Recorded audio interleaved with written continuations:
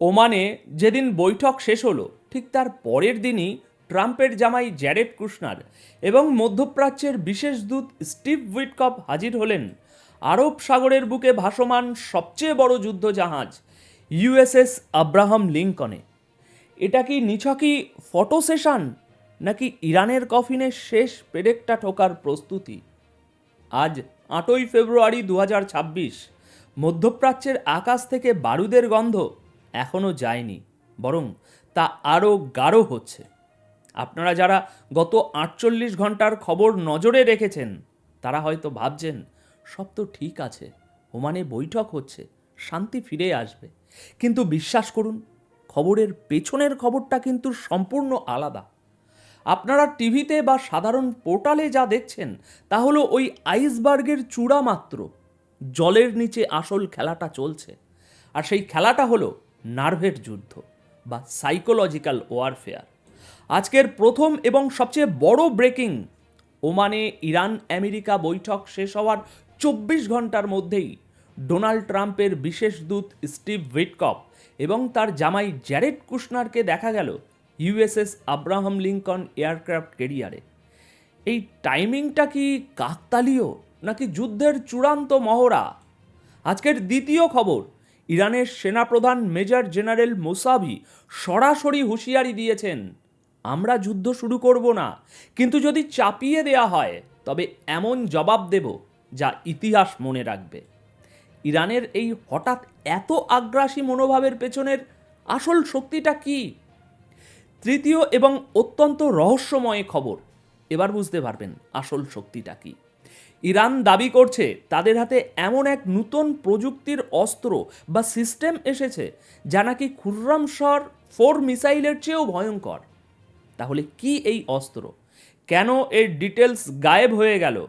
আসুন সরাসরি প্রথম খবরে যাই, এবং আমি চাই আপনারা এই পয়েন্টটা একটু মনোযোগ দিয়ে শুনুন। দর্শক, বোঝার সুবিধার্থে ঘটনাটা একটু রিওয়াইন্ড করি। গত পরশু শুক্রবার ওমানে ইরানি পররাষ্ট্রমন্ত্রী আব্বাস আরাকাচির সঙ্গে আমেরিকার প্রতিনিধিদের বৈঠক হলো। বিশ্ববাসী ভাবল, যাক বাবা, উত্তেজনা হয়তো কমবে। কিন্তু ঠিক তার পরের দিন অর্থাৎ গতকাল শনিবার আমরা কি দেখলাম? ডোনাল্ড ট্রাম্পের middle east envoy Steve Witkoff এবং ট্রাম্পের অত্যন্ত প্রভাবশালী জামাই জ্যারেড কুশনার হেলিকপ্টারে করে ল্যান্ড করলেন ইরানের একেবারে নাকের ডগায় বসে থাকা আরব সাগরে মোতায়েন ইউএসএস আব্রাহাম লিঙ্কন এয়ারক্রাফট ক্যারিয়ারের ডেকে। সিএনএন বলছে সেন্টকম কমান্ডারের আমন্ত্রণে তারা নাকি নাবিকদের ধন্যবাদ জানাতে গিয়েছিলেন। মানে সিরিয়াসলি এটাই সত্যি? আপনারা কি সত্যি বিশ্বাস করেন এত বড় একটা জিওপলিটিক্যাল উত্তেজনার মাঝে ট্রাম্পের রাইট হ্যান্ড ম্যানরা শুধু নাবিকদের পিঠ চাপড়াতে মাঝ সমুদ্রে যাবেন? এখানেই হলো আসল বিশ্লেষণ। একে জিওপলিটিক্সের ভাষায় বলা হয় গানবোট ডিপ্লোম্যাসি। আমেরিকা ইরানকে খুব স্পষ্ট একটা সিগন্যাল দিচ্ছে। একদিকে টেবিলের এপারে বসে তারা বলছে, এসো কথা বলি, নিউক্লিয়ার ডিল নিয়ে আলোচনা করি। আর ঠিক একই সময়ে টেবিলের ওপারে তারা নিজেদের সবচেয়ে বড় এবং ভয়ঙ্কর যুদ্ধজাহাজের ছবি রিলিজ করে বলছে, যদি আমাদের কথায় রাজি না হও তবে এই যে ভাসমান মৃত্যুপুরী, এটা তোমার দরজায় কড়া নাড়তে প্রস্তুত। সবচেয়ে ইন্টারেস্টিং বিষয় হলো, ওমানের ওই শান্তি বৈঠকে আমেরিকার সেন্ট্রাল কমান্ড বা সেন্টকমের চিফ উপস্থিত ছিলেন। ভাবুন তো, কূটনৈতিক আলোচনায় একজন মিলিটারি জেনারেল কেন থাকবেন? এটা কি কোনো বিয়ের দাওয়াত যে সবাই মিলে খেতে গেছে? না, জেনারেলের উপস্থিতি এবং পরদিন কুশনারের যুদ্ধজাহাজ ভ্রমণ, এই দুটো ঘটনাকে এক সুতোয় গাঁথলে একটা ভয়ঙ্কর চিত্র ফুটে ওঠে। আমেরিকা আসলে ইরানকে বলছে, তোমাদের সামনে দুটো রাস্তা খোলা, হয় আমাদের শর্তে রাজি হও, নয়তো এই এয়ারক্রাফট ক্যারিয়ার থেকে ওরা ফাইটার জেটগুলো তোমাদের তেল ক্ষেত্রগুলোকে ধুলোয় মিশিয়ে দিয়ে আসবে। কুশনারের এই ভিজিট কোনো রুটিন ভিজিট নয়, এটা হলো শক্তির আস্ফলন। এটা ইরানকে মানসিকভাবে ভেঙে ফেলার একটা কৌশল। কিন্তু প্রশ্ন হলো, ইরান কি আদেও ভাঙবে, নাকি তাদের হাতেও এমন কিছু তাস আছে যা তারা লুকিয়ে রেখেছিল এতদিন? দর্শক, আমেরিকা যখন সাগরে শক্তি দেখাচ্ছে, ইরান তখন বসে নেই।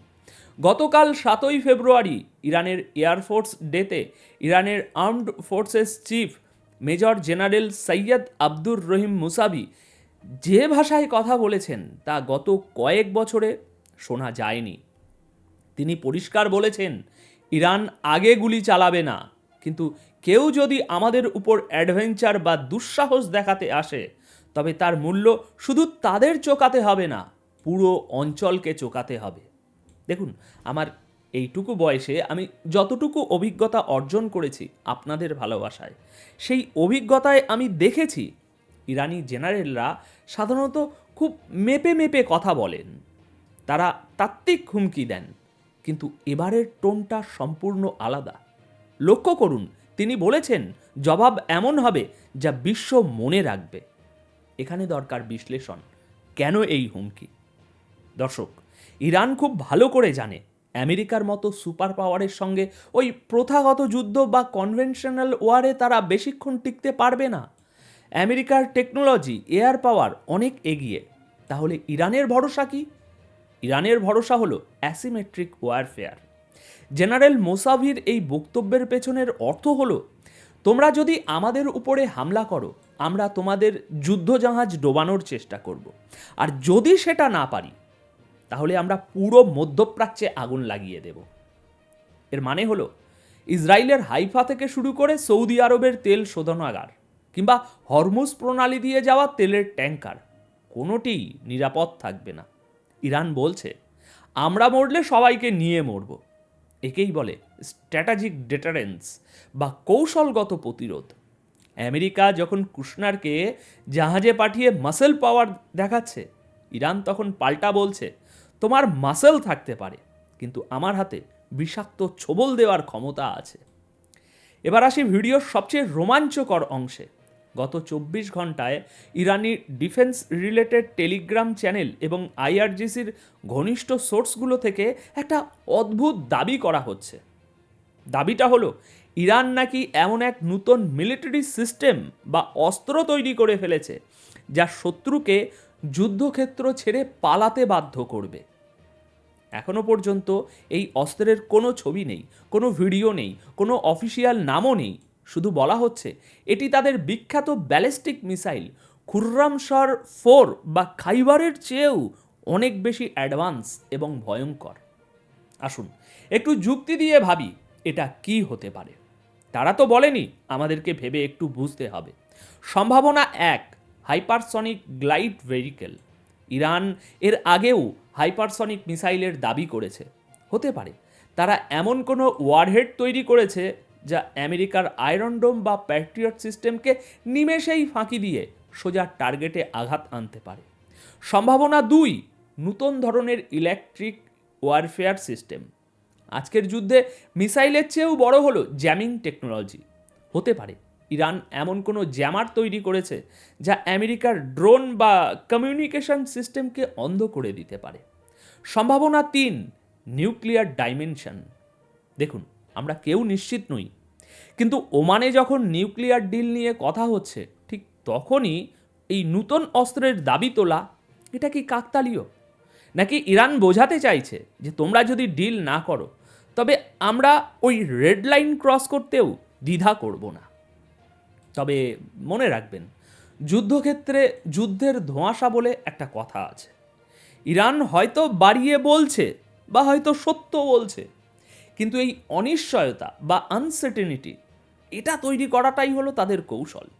শত্রু যদি জানতেই না পারে যে আমার পকেটে পিস্তল আছে নাকি গ্রেনেড, তবে সে আমাকে আক্রমণ করার আগে 10 বার ভাববে। ইরান ঠিক এই মনস্তাত্ত্বিক খেলাটাই খেলছে।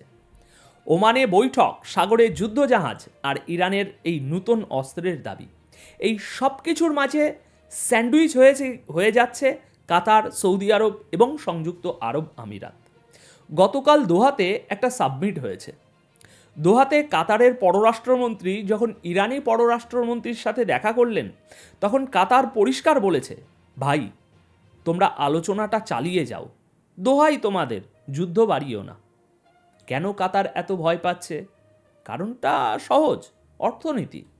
ইরান আর আমেরিকার মধ্যে যদি একটা মিসাইলও ছোড়া হয়, তবে সবার আগে কাতারের এলএনজি রপ্তানি বন্ধ হয়ে যাবে, দুবাইয়ের ট্যুরিজম ধস পড়বে, সৌদির ভিশন 2030 প্রজেক্ট ধুলোয় মিশে যাবে।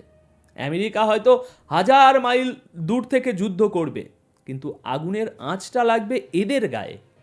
তাই কাতার এখন মরিয়া হয়ে চেষ্টা করছে যাতে ওমানের ওই আলোচনাটা ব্যর্থ না হয়। তারা বলছে আমাদের এই নতুন ঝগড়া অ্যাফোর্ড করার ক্ষমতা নেই।